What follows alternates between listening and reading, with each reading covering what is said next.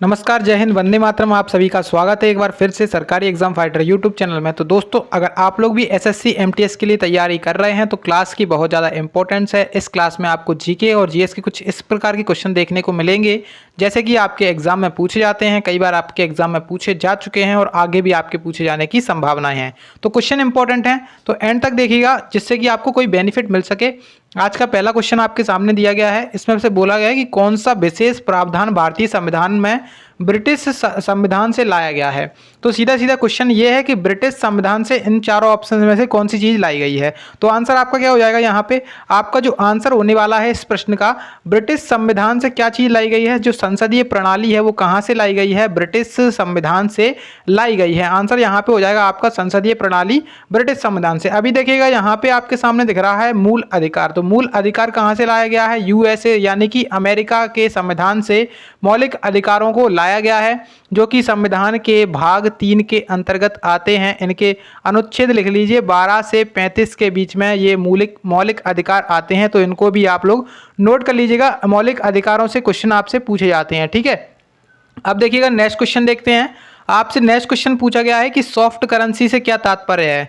तो soft currency से क्या तात्पर्य है, आप चार ऑप्शन पढ़िए। वह मुद्रा जिसकी आपूर्ति मांग की अपेक्षा कम हो, वह मुद्रा जिसकी आपूर्ति की अपेक्षा अधिक हो, और तीसरा ऑप्शन है वह मुद्रा जिसकी आपूर्ति की मांग दोनों स्थिर हो।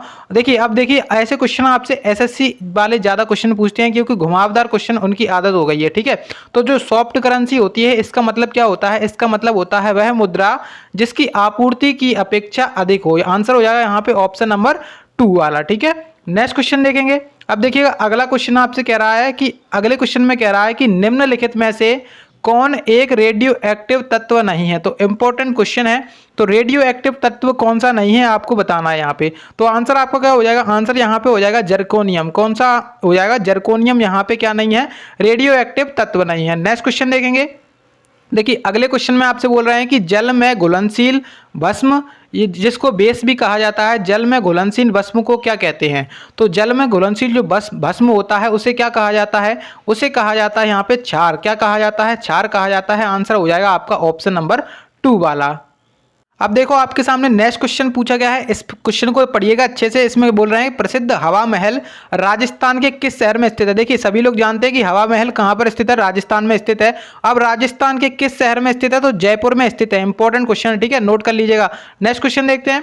अगला क्वेश्चन कह रहा है कि यह कर पूरी तरह से लगाई गई इकाई द्वारा वहन किया जाता है और इसे पारित नहीं किया जा सकता। यानी कि ये इंपॉर्टेंट क्वेश्चन आ चुका है, कर के बारे में पूछा गया है, टैक्स के बारे में पूछा गया है।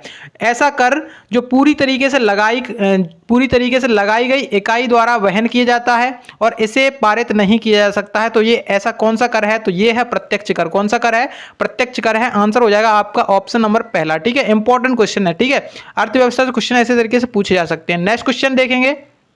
नेक्स्ट क्वेश्चन में आपसे बोला गया है काजीरंगा राष्ट्रीय उद्यान लुप्त प्राय प्राणी में से इकलौता प्राकृतिक वास है। देखिए अब यहाँ पे आपको ये बताना है कि काजीरंगा जो राष्ट्रीय उद्यान है वो लुप्त प्राय प्राणी, किस लुप्त प्राय प्राणी के लिए प्रसिद्ध है, जिसको प्राकृतिक क्या मतलब जो लुप्त प्राय प्राणी है इसका प्राकृतिक वास माना जाता है। एकलौता यहाँ पे स्थान है जहाँ पे ये प्राणी पाया जाता है। तो आपका आंसर हो जाएगा एक सींग वाला गेंडा। अभी यहाँ पे क्वेश्चन पूछने का तरीका बहुत अच्छा है इनका। देखिए क्वेश्चन पूछा गया है आपसे कि जो काजीरंगा राष्ट्रीय उद्यान है किसके लिए प्रसिद्ध है, ऐसे क्वेश्चन नहीं पूछा है इन्होंने। यहाँ पे सीधा सीधा क्वेश्चन पूछ लेते तो सभी लोग आंसर लगा लेते कि एक सींग वाले गेंडे के लिए फेमस है, लेकिन यहाँ पे लुप्त प्राय प्राणी लिख दिया है।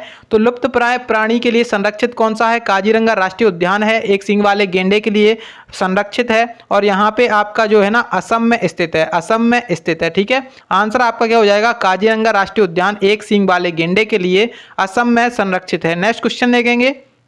देखिए अगला क्वेश्चन आपसे कह रहा है कि मैग्नेटाइट निम्नलिखित में से किसका अयस्क या फिर खनिज है। तो जो मैग्नेटाइट है वो किसका अयस्क होता है, यहाँ पे चार ऑप्शंस हैं, बेरिलियम, क्रोमियम, आयरन और लेड।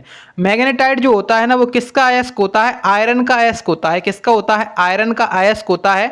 आंसर यहाँ पे हो जाएगा ऑप्शन नंबर तीसरा। नेक्स्ट क्वेश्चन इंपॉर्टेंट क्वेश्चन है, इस क्वेश्चन को नोट करिएगा। क्वेश्चन में आपसे कह रहे हैं कि the man who knew infinity, जो देखिए क्वेश्चन अच्छा क्वेश्चन है, the man who knew infinity, यानी कि जो एक मैन जो अपनी अनंत को जानता है, इस फिल्म का निर्देशन किसके द्वारा किया गया है?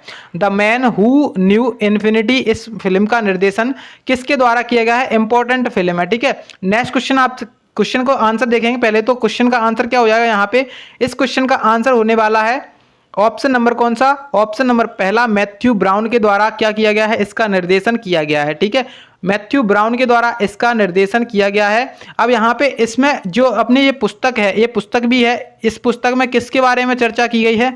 तो जो रामानुजन है, रामानुजन आप सभी लोग जानते हैं, जो कि अपने गणित से संबंधित हैं रामानुजन। इनको क्या कहा जाता है? The man who knew infinity, ठीक है। इनका निर्देशन, इनके ऊपर एक फिल्म बनाई गई थी, इसका निर्देशन किया गया था मैथ्यू ब्राउन के द्वारा, ठीक है। नेक्स्ट क्वेश्चन देखेंगे। देखिए अगला क्वेश्चन आपसे कह रहा है कि निम्नलिखित में से कौन सा एक आंतरिक ग्रह नहीं है? तो यहाँ पे आपको बताना है कि कौन सा एक आंतरिक ग्रह नहीं है। तो आंसर आपका हो जाएगा यहाँ पे शनि। शनि क्या नहीं है? एक आंतरिक ग्रह नहीं है। बाकी सभी क्या है? बाकी सभी आपके आंतरिक ग्रह हैं, ठीक है। नेक्स्ट क्वेश्चन देखिए, आंतरिक ग्रहों का मतलब क्या होता है? जो अपने सूर्य से दूरी के क्रम में अधिक निकटतम ग्रह है। आंतरिक ग्रहों का ये मतलब होता है सूर्य से दूरी के क्रम में अधिक निकटतम है, ठीक है। शनि जो है ना, वो बहुत ज़्यादा दूर है सूर्य से। अब देखिए शनि कितना दूर है? देखिए यहाँ पे जैसे सूर्य मानो कि चलो, तो सूर्य के बाद यहाँ पे बुध है, फिर शुक्र है, फिर पृथ्वी है, फिर मंगल है, फिर बृहस्पति है, फिर शनि है। शनि यहाँ पे आ जाता है, तो यहाँ पे आंतरिक उपग्रहों की सूची में नहीं आएगा ये, ठीक है। अगला क्वेश्चन देखेंगे। देखिए अगला क्वेश्चन कह रहा है कि अंतिम मुगल बादशाह कौन था? तो जो अंतिम मुगल बादशाह था उसका नाम क्या था? उसका नाम था बहादुर शाह। क्या नाम था इसका? बहादुर शाह सेकंड। बहादुर शाह सेकंड इसका नाम था, ठीक है। 1857 के विद्रोह में क्या हुआ था? ये शामिल हुआ था, इसको भी आप लोग नोट करिएगा। 1857 के विद्रोह में भी ये शामिल हुआ था। और जो अपना अंतिम मुगल बादशाह था उसका नाम था Bahadur Shah second. Next question, Lal Bahadur Shastri का जन्म किस वर्ष में हुआ था? जो लाल बहादुर शास्त्री हैं, इनका जन्म किस वर्ष में हुआ था? क्वेश्चन पूछा गया है। तो आंसर आपका क्या हो जाएगा? आंसर हो जाएगा यहाँ पे 1904। 1904 में लाल बहादुर शास्त्री जी का क्या हुआ था? जन्म हुआ था, ठीक है। इंपॉर्टेंट क्वेश्चन है। अब लाल बहादुर शास्त्री का समाधि स्थल है ना, इसको नोट कर लीजिए। लाल बहादुर शास्त्री जी का समाधि स्थल का नाम क्या है? तो इनकी समाधि स्थल का नाम है विजय घाट। क्या नाम है? विजय घाट, ठीक है। तो इसको जरूर नोट कर लीजिएगा, विजय घाट लाल बहादुर शास्त्री जी के समाधि स्थल का नाम है। नेक्स्ट क्वेश्चन देखेंगे। अगला क्वेश्चन कह रहा है कि निम्नलिखित में से कौन सा संगठन विश्व बैंक के रूप में जाना जाता है? यानी कि इनमें से कौन सा संगठन वर्ल्ड बैंक के रूप में जाना जाता है? वह विश्व बैंक के रूप में जाना जाता है। यहाँ पे आपके सामने 4 ऑप्शन है, IMF, ADB और यूनेस्को, और यहाँ पे थर्ड ऑप्शन है आपके पास IBRD। तो यहाँ पे आंसर क्या हो जाएगा? आंसर यहाँ पे हो जाएगा IBRD, जो है ना वो विश्व बैंक के रूप में जाना जाता है। IBRD करेक्ट आंसर हो जाएगा, ठीक है। अगला क्वेश्चन देखेंगे। अगले क्वेश्चन में आपसे बोला गया है प्रकाश, क्या कह रहा है? प्रकाश निम्नलिखित में से सबसे तेज गति से यात्रा करता है। तो यहाँ पे क्वेश्चन सीधा सीधा पूछा गया कि प्रकाश की गति किस माध्यम में सबसे ज़्यादा होती है? तो यहाँ पे क्वेश्चन का आंसर क्या हो जाएगा? जो प्रकाश होता है इसकी गति वैक्यूम में सबसे ज़्यादा होती है, यानी कि जो अपना निर्वात होता है इसमें प्रकाश बहुत स्पीड से, बहुत ही ज़्यादा तेजी से गमन करता है, ठीक है। आंसर आपका हो जाएगा ऑप्शन नंबर 4 वाला। देखिए अब नेक्स्ट क्वेश्चन पूछा गया है। नेक्स्ट क्वेश्चन में आपसे क्या कह रहा है? नेक्स्ट क्वेश्चन में कह रहा है कि जो बाढ़ होती है इसको निम्नलिखित में से किसके द्वारा रोका जा सकता है? बाढ़ को किसके द्वारा रोका जा सकता है? पहला ऑप्शन है स्थल को ढलावदार बनाकर, सेकंड ऑप्शन है जल आवरण को हटाकर, थर्ड ऑप्शन है वनों को काटकर, और फोर्थ ऑप्शन है नदियों पर बांध बनाकर व वृक्षारोपण करके। तो आंसर यहाँ पे क्या हो जाएगा? बाढ़ को रोकने का तरीका हो जाएगा नदियों पर बांध बनाकर और वृक्षारोपण करके। आंसर यहाँ पे ऑप्शन नंबर 4 होने वाला है इस क्वेश्चन का, ठीक है। नेक्स्ट क्वेश्चन देखेंगे। कबड्डी के खेल में प्रत्येक पक्ष में खिलाड़ियों की संख्या कितनी होती है? तो जो कबड्डी का खेल होता है इसमें प्रत्येक पक्ष में खिलाड़ियों की संख्या कितनी होती है, ये आपको बताना है। देखिए प्रत्येक टीम में 12 खिलाड़ी होते हैं। कितने होते हैं? प्रत्येक टीम में 12 खिलाड़ी होते हैं। तो ये आप लोग नोट कर लीजिए। पहले तो जो टीम होती है इसमें टोटल कितने खिलाड़ी होते हैं? 12 खिलाड़ी होते हैं, जिनमें से 7 खिलाड़ी कोर्ट पर खेलते हैं, ठीक है। 7 खिलाड़ी कोर्ट पर खेलते हैं, यानी कि जैसे आपके 12 खिलाड़ी हैं उनमें से 7 खिलाड़ी क्या करेंगे? खेलेंगे उस टाइम पर, एक टाइम पर। नेक्स्ट क्वेश्चन यहाँ पे आपका आंसर हो जाएगा ऑप्शन नंबर 3 वाला।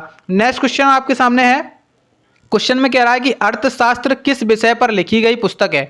जो अर्थशास्त्र है वो किस विषय पर लिखी गई पुस्तक है, और इसके लेखक भी आप जानते होंगे कि इसके लेखक कौन है। तो नहीं जानते हैं तो इसके सबसे पहले तो लेखक की बात करेंगे। तो इसके लेखक का नाम है चाणक्य। चाणक्य, ठीक है। अर्थशास्त्र के लेखक कौन है? चाणक्य, या फिर इनको कौटिल्य नाम से भी जाना जाता है, ठीक है। अब इसमें किसके बारे में बताया गया है? तो इसमें राजनीति के बारे में बताया गया है, ठीक है। पॉलिटिक्स के बारे में बताया गया है अर्थशास्त्र जो पुस्तक है इसमें, ठीक है ना। आपका यहाँ पे आंसर हो जाएगा ऑप्शन नंबर 3 राजनीति। नेक्स्ट क्वेश्चन इंपॉर्टेंट पुस्तक है, इसको नोट करिएगा। पैसेज टू इंडिया, क्या कह रहे हैं? पैसेज टू इंडिया पुस्तक किसने लिखी है? तो पैसेज टू इंडिया पुस्तक के लेखक पूछे गए हैं। तो पैसेज टू इंडिया पुस्तक के लेखक कौन है? इसके लेखक हैं E.M. फोस्टर। क्या नाम हो जाएगा? E.M. फोस्टर। एक बार फिर से कह रहे हैं इंपॉर्टेंट पुस्तक है, नोट जरूर कर लीजिएगा इस क्वेश्चन को, ठीक है। अब देखो नेक्स्ट क्वेश्चन में पूछा गया है आपसे कि निम्नलिखित में से कौन सा मुगल शासक अशिक्षित था। तो लगभग सभी लोग इसका आंसर जानते होंगे। जो मुगल शासक था अशिक्षित था वो कौन था? अकबर मुगल शासक ऐसा था जो कि अशिक्षित था, ठीक है। आंसर यहाँ पे ऑप्शन नंबर सी हो जाएगा। नेक्स्ट क्वेश्चन देखेंगे। अगले क्वेश्चन में आपसे बोला गया है आजाद हिंद फौज की स्थापना कहाँ पर की गई थी। तो आजाद हिंद फौज की स्थापना कहाँ पर की गई थी? सिंगापुर में की गई थी सन 1943 में। कब की गई थी? सन 1943 में आजाद हिंद फौज की स्थापना करी गई थी, ठीक है। इसमें सुभाष चंद्र बोस जी के द्वारा बहुत बड़ा क्या किया गया था? योगदान दिया गया था। आजाद हिंद फौज से संबंधित थे सुभाष चंद्र बोस। नेक्स्ट क्वेश्चन देखिए, अगले क्वेश्चन में कह रहा है कि मलक्का जल डमरू मध्य किन दो भूभागों को अलग करता है। तो आपसे क्वेश्चन ज्योग्राफी के हिसाब से जरूर से पूछ सकता है, तो इंपॉर्टेंट लगाइएगा। क्वेश्चन को कह रहा है कि मलक्का जल डमरू मध्य किन दो भूभागों को अलग करता है। तो किन दो भूभागों को अलग करता है? मलय प्रायद्वीप और इंडोनेशिया का द्वीप सुमात्रा जो है ना, इसको अलग करता है। यानी कि एक साइड आपका मलय प्रायद्वीप आएगा और दूसरे साइड आपका इंडोनेशिया का एक द्वीप है जिसका नाम है सुमात्रा। इनको अलग कौन करता है? इनको अलग करता है बीच में क्या है? मलक्का जल डमरू मध्य, ठीक है। नेक्स्ट क्वेश्चन देखेंगे। नेक्स्ट क्वेश्चन आपसे कह रहा है, क्या कह रहा है क्वेश्चन में? निम्नलिखित में से कौन सी पुस्तक शशि थरूर के द्वारा लिखी गई है। तो जो शशि थरूर हैं इनके द्वारा इनमें से कौन सी पुस्तक लिखी गई है? 4 ऑप्शंस हैं। तो कौन सी पुस्तक शशि थरूर के द्वारा लिखी गई है? तो शशि थरूर के द्वारा पुस्तक का लिखी गई जो पुस्तक है उसका नाम क्या है? An era of darkness. An era of darkness इनकी पुस्तक है शशि थरूर की। राइट आंसर यहाँ पे क्या हो जाएगा? Option number C right answer हो जाएगा। नेक्स्ट क्वेश्चन है आपके सामने। नेक्स्ट क्वेश्चन कह रहा है कि संयुक्त राष्ट्र संघ की प्रथम महासचिव कौन थे। जो संयुक्त राष्ट्र संघ है इसके प्रथम महासचिव यानी कि यूएनओ, इसके पहले महासचिव कौन थे? तो इसके पहले महासचिव का नाम क्या है? इसके पहले महासचिव का नाम है त्रिगवेली। क्या नाम है? त्रिगवेली। इसके पहले महासचिव का नाम है। यूएनओ की स्थापना कब हुई थी? तो सन 1945 में यूएनओ की स्थापना करी गई थी। तो इंपॉर्टेंट है, ठीक है। नेक्स्ट क्वेश्चन आपसे पूछा कि जापान की मुद्रा क्या है। जापान की मुद्रा क्या है? तो इंपॉर्टेंट है ये भी। जापान की सबसे पहले मुद्रा की बात की जाए तो जापान की जो मुद्रा है इसका नाम है येन। क्या नाम है इसका? इसका नाम है येन। और ये जापान की जो राजधानी है उसका नाम है टोक्यो, ठीक है। टोक्यो जापान की राजधानी है। अभी वर्तमान में जापान के प्रधानमंत्री कौन है? तो जापान के वर्तमान में प्रधानमंत्री हैं फूमियो किशिडो। तो इसको भी आप लोग याद कर लीजिएगा। अगला क्वेश्चन आपसे क्या कह रहा है? अगला क्वेश्चन आपसे कह रहा है कि लोहे की वस्तुओं में जंग लगने का क्या कारण होता है। तो जो लोहे की वस्तुएं होती हैं उसमें जंग लगने का कारण क्या होता है। तो सबसे पहले तो क्वेश्चन देखिए, बड़ा ही बढ़िया क्वेश्चन है। जो लोहे की वस्तुएं होती हैं उसमें जंग लगने का कारण होता है फेरस और फेरिक ऑक्साइड का मिश्रण। क्या होता है? फेरस और फेरिक ऑक्साइड का जो मिश्रण हो जाता है इस कारण से क्या होता है? लोहे की वस्तुओं में जंग लग जाती है, ठीक है। तो देखिएगा क्वेश्चन सभी ज़्यादा महत्वपूर्ण हैं और इंपॉर्टेंट क्वेश्चन थे। उम्मीद है कि आप सभी लोगों ने अभी तक क्वेश्चंस को देखा होगा। और जिसने देखिए वीडियो अच्छी लगी तो लाइक जरूर कर दीजिएगा, और जिसने चैनल पर अभी तक आए हैं और चैनल को सब्सक्राइब नहीं किया है तो वो लोग चैनल को सब्सक्राइब जरूर कर लें। आपके लिए डेली बेसिस पे यहाँ पे इसी प्रकार से कक्षाएं मिलती रहेंगी। और जिसने पिछले वाले वीडियोज़ को नहीं देखा है तो जा करके चैनल पर देख लीजिएगा, अति महत्वपूर्ण क्लासेस हैं, ठीक है।